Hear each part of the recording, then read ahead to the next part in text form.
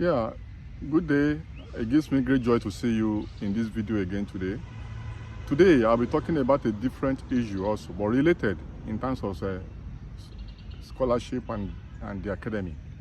I want to address a very important issue, how to publish in impact factor journals and be published by reputable publishers. This is very important because a lot of people have issues in this area and many people have reasons to publish. But these publications must be very reputable. They must not be publications that do not have relevance or pedigree. People have to publish for different reasons, some for promotion. If you are in the academy, if you are a lecturer or you are in the academic setting, you have to publish for promotion. You have to publish to contribute to knowledge in your chosen area. And this is very important so that you can be seen to be globally competitive and add value to your organization. Even now, NGOs and some research institutes and also some other organizations have reasons to publish. Donors now demand that they publish researches, papers, books, articles out of their projects.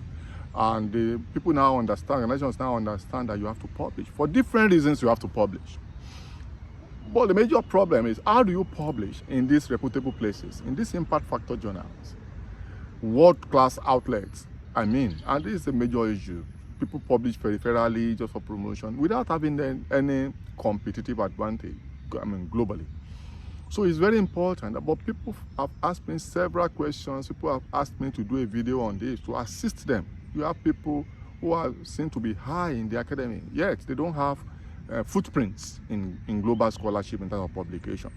So today, that's what I want to talk about, how to publish an impact factor. Impact factor is a major metric for measuring quality of your publication. However, it must be noted there are fake journals who now parade high impact factor metrics, and I think this is very important. So you have to be very careful when you're even using the impact factor. But it's just that there's a metric that is globally recognized, but you must be careful because there are original, objective impact factor metric, and those that are fake. Predatory journals now have impact factor put on their websites.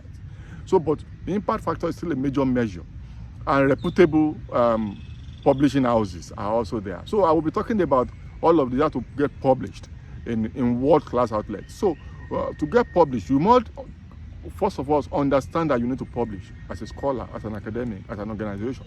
It is very important for promotion, for global footprint, for competitiveness, and for contribution to knowledge. So you have to appear in good places in terms of outlet.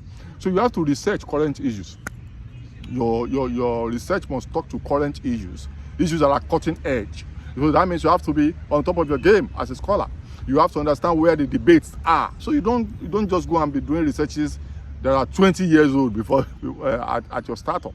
So how do you do this? You have to read extensively, and you have to be current. You have to attend international conferences in good places, and you have to read literature review. You have to be current, up to date, to contribute meaningfully. So you have to research current issues, and you must come up with good topics, not topics that are just ordinary, that are just mundane.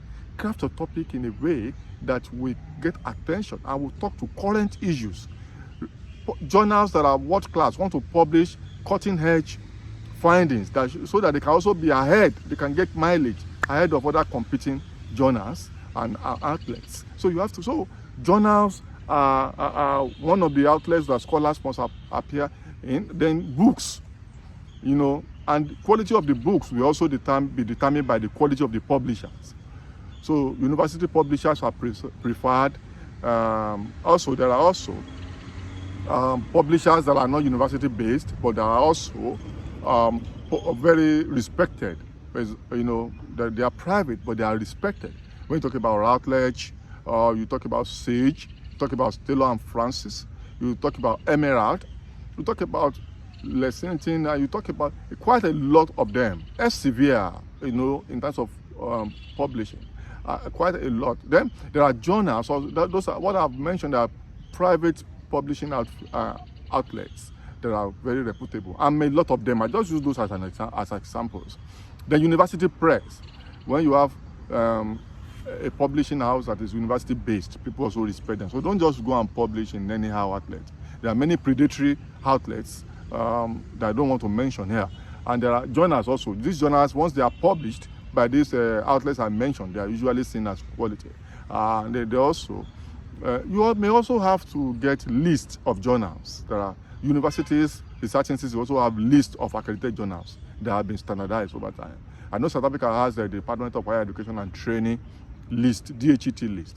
And some universities abroad also. I'm sure in the US, in UK, in Canada, in Australia, all those countries that are very high in scholarship also have lists of journals that they can give you. So ask around for all this list. So any journal or any publishing house you find on this list are seen to be world class and recommended. So if you talk to me bilaterally also, I can share some of this list with you. Especially I can share one with you. And the list of journals you'll find in that place, I'm sure you cannot exhaust them in a lifetime. So you can reach out to me bilaterally. I will gladly share with you. Because you have to be careful where you appear. Don't go and appear with vain publishers or predatory publishers. Journals or publishing houses that will publish your work with minimal or no peer review. Within 1 week, 2 weeks, they have published. And with all the errors, without peer reviews or stage-managed peer reviews. So just to collect your money.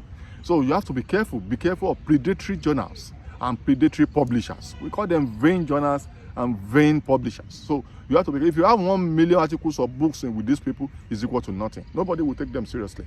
So you have to be sure you publish with reputable publishing houses like I've mentioned, university presses, and some of these private ones that I've mentioned. There are, and many more in that direction. You will find them very. So you research current issues and topics, publish your journals with outlets, and be careful. You know, reputable outlets. You have to be careful. Don't just publish. I've seen many CVs, curriculum vitae or resumes. You see list of journals, so many of them, but you see they are equal to none because they appeared in predatory journals or with predatory publishers. So pick carefully where you're going to publish and be thorough in publishing. Good outlets or impact factor journals will not publish you if you are not thorough. They also want materials they can publish, and they will be the best and be known to be the best in that area. Be thorough, be analytical, analyze very carefully, analyze very intentionally. So because you have to be deep, depth of your research is also very important. You have to be deep, you have to research very carefully so that your journal, your article is seen to be of value in scholarship. It's very important for you if you want to appear in those places. You won't just write any casual thing and be expected to publish. So it's very important for you to be thorough in your analysis. Be patient. Be patient. You have to be patient. You know, you don't have to be in a hurry. If you are in a hurry, I have some articles that have been in review for 5 years. I can assure you, I have many of them like that, and I'm still not in a hurry. I'm still waiting for when they will be ready, and an average turnaround time for my publications or any good publication will be like 1 year. Even if you have 1 year or 6 months, you are just lucky. Some of them 2 years, 3 years. One of my articles just appeared in a very good journal now, and it's been there for 5 years. One of my articles have been carrying for 5 years, and it's just accepted, and they're still telling me they will not publish it until another 6 months. So some of them, so it takes time. So you have to be patient. That's why you have to continue to publish. You don't publish for promotion. Don't publish close to your promotion. I see people get across to me and say, oh, I want to publish, but my next promotion is in 6 months. You can't publish good works like that. So you have to keep publishing, keep researching in advance. You don't publish for promotion alone. It's not good. And be humble. Why is this very important? Some people, you send them the viewer comments, they get very angry. They say, I'm a scholar. I'm a scholar. So why can they be raising this kind of issues about my article? No, don't do that. Don't do that. Be humble. Be patient. Take corrections. Take comments carefully, and you'll be fine. Take comments carefully. It's very important. Take reviewers' comments and respond carefully and in timely manner. So don't delay. Remember, it's publish or perish, they say. You need to publish, otherwise you perish. You will not have promotion, you will not be recognized globally. So it's a matter that you have to be determined about and you have to be systematic about. That's why this video is very important. Be humble when they send a viewer comment to you, and be used to rejection. This is very important. People don't want to be rejected. And you'll be rejected many times. You will be rejected because you are not the only one in that area of study. So when they give you rejection, don't see it as an indictment on your scholarship. See it as one of it. Look at the reasons for rejection. Sometimes when they will give most of the time, and just note it. So don't let it depress you. Some people, they reject their paper once or twice or even 5 times. They say, I don't want to go along again. They will always reject me. Rejection is part of it. So be used to rejection. See it as one of those. It doesn't mean that you are not good. It just means that maybe it's out of focus. So you have to get the focus of that journal very correctly. That's another very important one. Before you submit, do a search on that topic. Which journal will be relevant? And also, when you get to that, when you see the page of that journal online, make sure you read their focus. What's their focus? It's usually there. You should now see whether you want to align, whether your journal is in alignment with their focus. Sometimes they reject because you are out of their scope. So that's very important. So be used to rejection and study it very well. So, and react to, revise your paper along the reviewer comment as much as possible. Don't just, many people put to rebuilder. They just reject all the comments. No, you don't do that. Try to respond to them carefully and exhaustively, as objectively as possible. You don't need to reject and say you give them a list or rebuilder. No, it shows that you are not teachable and you don't have. So be familiar with the reputable journals and what they use for, what they look for. Then you have to copy edit. Copy editing is also very important. English is the language of scholarship. Build your capacity in English language, in writing. And when you are done writing, if you are not so sure of your English, maybe English is not your language of instruction, or it's not your mother tongue, or it's not your original language. You may be Chinese, you may be an African, you may be from another, you may speak Portuguese, or any other language that is not English. So try to get a copy editor to help you copy edit and proofread. So many articles or books are rejected on the account of bad English. I mean, incorrect English in the paper or article. Yeah, copy editing can be very expensive, but it's worth the investment if you are not so sure of the quality of your English, so that you can appear. If your English is primarily incorrect, nobody will publish that. So it's very important. And also sharpen your writing skill. Read about writing. Sharpen your writing skills, because writing is an art and a science. So sharpen your writing skills so that you write well. If you don't write well, people will not take that article seriously, because it will be sloppy. And be creative. Do not afraid to write, to do new researches, to go to new area. Creativity is very important. All journals that are reputable, all publishing houses, they are looking for innovative, creative works, findings along the line. So you don't be afraid of new ideas, new analysis, new methodologies. So try cutting edge. Build your niche area. The niche area, build your area of competence, build your focus. Try new things. Don't research things that have been done severally. If you are doing literature review and you are seeing thousands of literature on that area, then it's already overflogged. It's already flooded. It's already overtaken by new reality. So try to look out for new ideas that you're going to push for publication. So creativity is very important. Push new ideas, new analysis, new data, new findings. Also, it's good to be empirical. This is important. Empirical materials are preferred than theoretical. Show empirical facts, data, analysis, researches. Let your papers be usually research-driven. Present new data. Let there be new things. And so that is very important. And be original. Be yourself. Write according to yourself. Do that research yourself. And you can build networks of people. Avoid ghost authorship. Don't do ghost authorship. Don't do gift authorship. It's very bad. Don't let them be listing your names on different papers that have no bearing with your scholarly focus. Let nobody put your name just because you want to build numbers in your paper. So build your focus. You may publish horizontally, that is, you publish on different issues within your discipline. And you may publish vertically. You may pick specific issue and you keep researching in that area. But you must be careful of duplicity. If you publish on the same issue for so long, people may say you are publishing the same thing in different ways. So you have to be careful. That's why usually I prefer horizontal researches, whereby I'm a development sociologist and I do a lot of other things.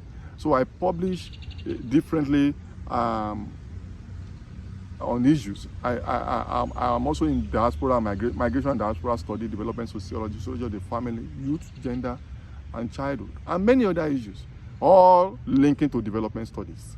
That's my development study, sociology of development. is my area.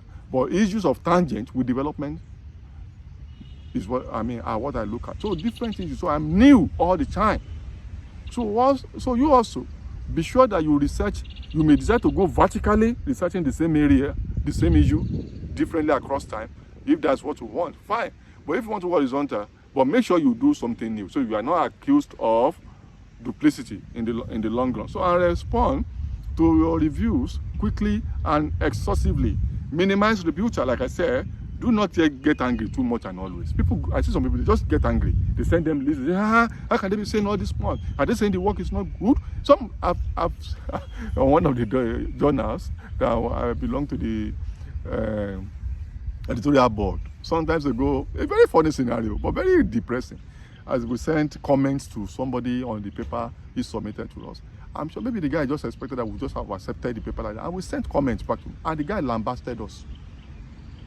Insulted us in emails, lengthy email he sent to us and lambasted us. Why should we comment on the paper? The paper is so good. A young man, for that matter. You know, a young man. Because we later did the search on him online. Why he's talking like this? So that he's just a young scholar with little or no publication. And he just lambasted us. And we were so kind. It's okay, review and revise and resubmit. We didn't even, or did we reject or something? But he just lambasted us. Got very angry. No, you don't have to be angry. Just take the comment. If you are always angry, if you hate the rejection, you can never publish in good places. Most of the papers I've published in my life, most of them were rejected in the first instance. And I revised them along the comment and submitted somewhere else. In some instances, they just accepted them in those places, or we sent another round of review. But I was never in a hurry. I usually don't publish because of promotion alone. I publish also because of scholarship and also to build my capacity. So I keep revising. Sometimes I have to wait 5 years, sometimes 3 years, sometimes 2 years. The fastest I've received, maybe 6 months. But 1 year, 2 years, 3 years, some of them are even forgotten. Years until I receive their correspondence later on, because I keep working. So transport, if you see good scholars, great scholars, they keep working. They don't wait. They don't publish for promotion alone. They publish for scholarship, contribute to knowledge. So if you do all this and more, you will appear in great places, in impact factor journals, in reputable publishers. Even they will be, now publishing houses get across to me, come and publish with them, without even writing proposals. Or they request a proposal from me and say, can you write a proposal for us? We want you to publish in this area. And sometimes I have time, some I don't have time. Some I build networks around it and we do it together, and the rest of it. There's one I want to publish now that is in the press, and we're still working on it. And they sent me very bad comments, you know what I mean? And I still work on it and revise it. Until they, okay, I said, okay, this one is getting so tricky and so difficult. Okay, maybe I expand it to a global chapter. And I look for another co-editor somewhere in another continent altogether. And we're still working on it. And I took that route because of the comments they sent to me on my proposal. And this publishing house I'm talking to you about, I've published there previously. But now this one, they give me different comments, difficult ones, and I'm still working on it. So be ready to take corrections. Don't get angry, revise. And if you do all of this, I'm sure you will appear in fantastic places. Until I see you in the next video, kindly subscribe to the channel, share widely, and comment and like. So if you have not subscribed to the channel before, kindly subscribe. More wonderful contents are online. And if you have, until I see, continue to share. Until I see you in the next video, thank you very much. Don't wait until you do your best. See you in the next video. Bye.